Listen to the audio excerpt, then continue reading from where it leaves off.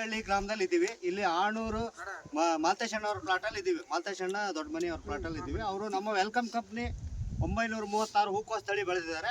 ಅದ್ರ ಬಗ್ಗೆ ಇಲ್ಲಿ ಬಿಸ್ಲಹಳ್ಳಿ ಪಾಟೀಲ್ರು ಮಾತಾಡ್ತಾರೆ. ರಾಜು ಪಾಟೀಲ್ ಅವರು ಮತ್ತೆ ಮಾಲ್ತೇಶಣ್ಣವರು ಮಾತಾಡ್ತಾರೆ.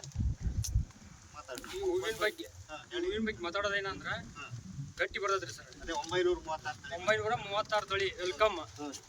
ಆಮ್ಯಾಕ ಕಲರ್ ಪೇಡ್ ಆಗಲ್ರಿ ಸರ್. ಇದು ಈ ತರ ಹಿಂಗ ಎಲೆ ಕವರ್ ಆಗಿರ್ತೈತ್ರಿ. ಮೇನ್ ಆಮ್ಯಾಕ ಜಿಟ್ಟಿಗೆ ಆಸ್ಪತ್ರೆ ಮಾಡಿ ಕೊಡಲ್ರಿ ಈ ಎಲಿ.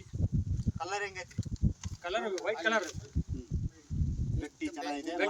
ಮಾರ್ಕೆಟಿಗೆ ರೇಸ್ ಆಕತ್ರಿ. ಈಗೇನು ವ್ಯಾಪಾರ 18 ರಿಂದ 20 ರೂಪಾಯಿ ರೀ ಈಗಿನ ಮಾರ್ಕೆಟ್. ಅದು ಟಾಪ್ ರೇಟ್ ಅದಲ್ರಿ ಮಾರ್ಕೆಟ್ ಅಲ್ಲಿ. ಟಾಪ್ ರೇಟ್ ಅಂದ್ರೆ ಅದೇ ರೇಟ್ಗೆ ಅದೇ ಹೋಗ್ತಾ ಇದೆ. ಹೈಯೆಸ್ಟ್ ರೇಟ್ ಅದು. 1 ರೂಪಾಯಿ 2 ರೂಪಾಯಿ ಹೆಚ್ಚಿಗೆ ಆಕತ್ರಿ ಅಂದ್ರೆ ವೈಟ್ ಈಗ 20 ರೂಪಾಯಿ 22 ರೂಪಾಯಿ ಮಾರ್ಬೋದು. ಈ ತಳಿ ಇನ್ನೇನು ಕಡಿಮೆ ಬರ್ತದ್ರಿ. ಹಂಗ ವೆಲ್ಕಮ್ ತಳಿ ಚೆನ್ನಾಗಿದೆ. 936 ವೆಲ್ಕಮ್ ತಳಿ ಚೆನ್ನಾಗಿದೆ. ಎಲ್ಲ ರೈತರು ಬೆಳಿಬಹುದು.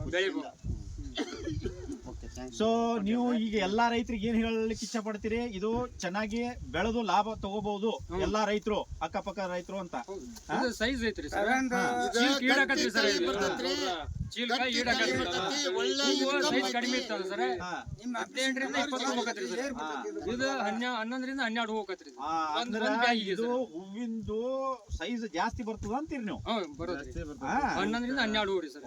ಆದ್ರೆ 20 ಹೂರಿ 18 ರಿಂದ 20 ಹೂ. ಸೊ ಒಂದ್ 12-14 ಹೂಗಳಿಗೆ ಒಂದ್ ಚೀಲ ತುಂಬುತ್ತದೆ. ಸೈಜ್ ಜಾಸ್ತಿ ಅದ. ಬೇರೆ ತಳಿಗಳಿಂದ ಕಂಪೇರ್ ಮಾಡಿದ್ರೆ ಇದು ಸೈಜ್ ಜಾಸ್ತಿ ಅದ. 1.5 kg ಆಗತ್ರಿ. ಸರ್